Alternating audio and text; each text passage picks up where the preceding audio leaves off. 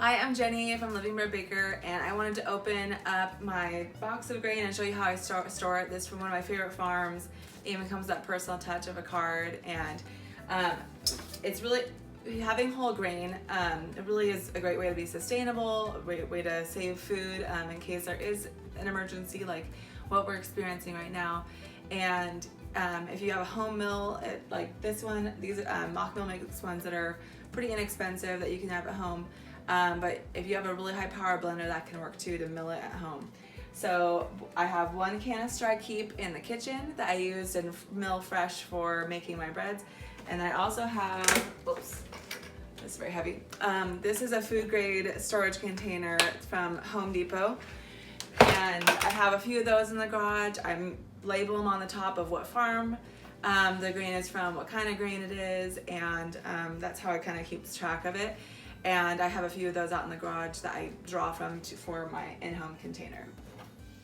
Okay, my wheat is stored. This is actually hard red wheat called Hollis, and it's a really beautiful color, really plump, and it has a lot of protein for making bread, and I love the flavor of it. So now that we have it stored, we have it all organized, I'm gonna mill this. And when you get started to mill for making wheat flour, I like to use the finest setting. I have a bowl down here ready to catch, and I'm going to turn this on before I add the wheat. It's really important, otherwise the mill, the inside the stones just kind of seize up with the weight of the grain. So I find that it's best to turn it on and get it running, and then add my grain.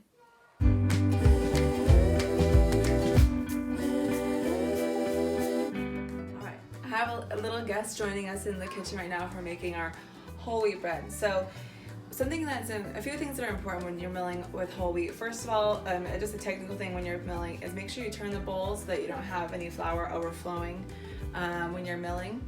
And then the next thing is that when you're making your recipes, you're definitely going to have to use more water, because with the bran included in there, you have a very thirsty grain. So your flour is going to absorb a lot of water. And so in order for it not to have the right elasticity and not to be too dry, you need to make sure you're going to add more water. And it's really important to feel your dough, because different flours absorb different amounts of water. So you want to make sure that you're testing it to see whether it feels too loose or too dense and needs some more moisture. All right, and something I do for making my whole wheat bread is I don't add the starter at first. I do an autolyze with just the flour and the water to make sure that I let that flour give it a chance to just absorb the water, and without any fermentation agent in there. So I'm gonna add the water to our bowl, because if I add too much, I can always dump a little bit out. Okay, 360 grams of water is in here. Now I'm gonna add my flour. I'm going to add 500 grams. So tare this again, so it says 0. Okay, so I have my 500 grams flour in there, and I have a little bit left over. So what I do with the leftover flour, and what's important to know, that if you're milling your flour fresh, that you have the oil called the germ in there, and that can get rancid really easily when it's exposed to light and heat. So in order to keep your freshly milled flour good, make sure you store it in the fridge and use it within a week, and store it in the freezer if you're going to use it within about 3 to 4 weeks. And so that's how you keep it that's how you keep it tasting fresh. All right, so that's going to go in a container in my fridge, and this we're going to mix and start our autolyze. So this is going to sit mixed together for 30 to 60 minutes while I make a small soaker of honey and oats.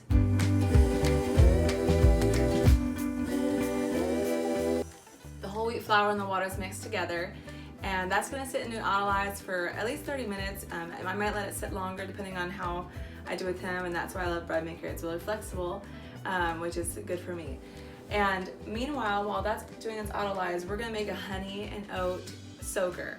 And so what I'm gonna do is, I have some thicker cut rolled oats, and what I want to have is more of a texture of like a quick oat. So in my mill, and if you have quick oats at home, that works, but for me, I'm gonna coarsely mill this so it's more of that quick oat texture. And I'm gonna put the scale here so I get exactly 50 grams. So turn this up.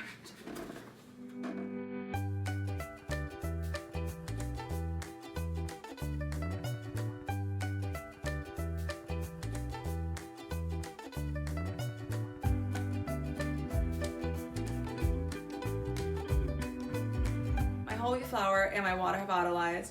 So now I'm gonna add my starter, and I usually break out adding the starter and the salt and the soaker kind of in different stages, but I'm gonna run them together a little bit today since I wanna make sure that I might get my bread started faster, since right now the house is pretty full, kids are moving around, and we need to move on and I need to focus on other things. So it's okay to put those steps together as long as we've given the oats enough time to absorb the water, and as long as our autolyze has been long enough, we're okay to move on. Okay, so now we're gonna mix this together and get this bread going. Now that we've added all that honey oat soaker that we made and 12 grams of salt, and we didn't have to add any extra salt, or we didn't have to add any extra water to dissolve the salt because there's plenty of water in that soaker. We have all incorporated the starters in there, honey oat soaker and salt. I'm gonna move this to this container where it's gonna proof for the next 4 to 7 hours. I want to see it double in size. There's 2 ways to make sure that the honey oats and the salt gets distributed throughout the dough. You can use a scraping tool like this to make sure you're folding the dough and to get incorporated, or use your hands. And use your hands is a really good way to kind of feel through the dough, see how the dough is feeling as far as its texture, and also to see where the salt's being distributed. Make sure you get it all throughout the dough. All right. Here's our dough. I'm gonna put the lid on it and we'll see it in a few hours. Our dough has done its bulk ferment for several hours, so now it's doubled in size and it's ready to move on to the next step, which is pre-shape. Transfer the dough to your work surface, and you're gonna take a dough scraper and you're gonna quickly push it under half the dough, and then pull up that half the dough and fold it over the rest of the dough. Then taking your dough scraper on the outsides, turn your dough a few times to make a rough circle shape. Now your dough has been pre-shaped. We're gonna leave it for 20 minutes to do a bench rest before we do the final shaping. While the dough is resting, we're gonna prepare the loaf pan. So take a loaf pan. I'm using a cast iron one. You can use a stainless steel one or glass one. You can either liberally grease the inside of your loaf pan to make sure that the bread doesn't stick, or what I like to do is use parchment. So take a sheet of parchment, flip your loaf pan over to measure, and cut from the outside edge 4 slits at each corner. Then turn your loaf pan right side up and fold the cut parchment paper to fit inside your loaf pan. After 20 minutes has passed, now it's time to do the final shaping. We're going to flour the top of the dough.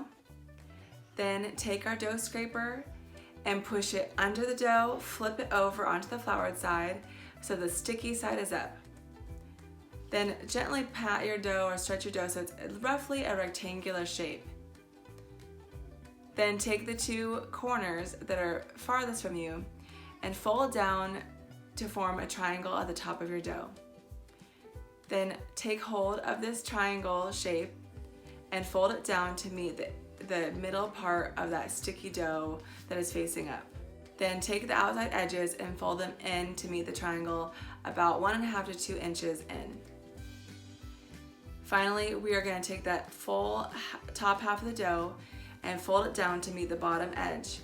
And then we're going to press to seal that seam. And finally, let's do some tightening with our dough scraper. We're going to push the dough across our work surface and try to get that tension so it's no longer loose and it's a very tight loaf shape. We're going to transfer it seam side down into your prepared loaf pan.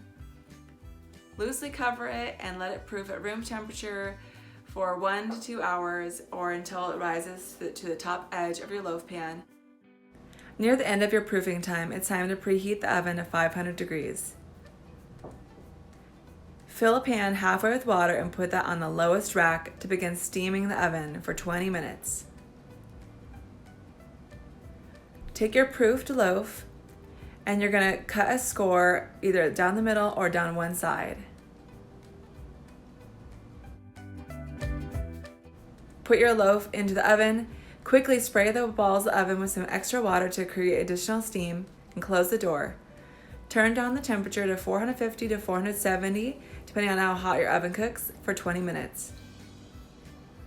After 20 minutes, remove the pan of water and reduce the oven temperature to 450 degrees for 15 more minutes.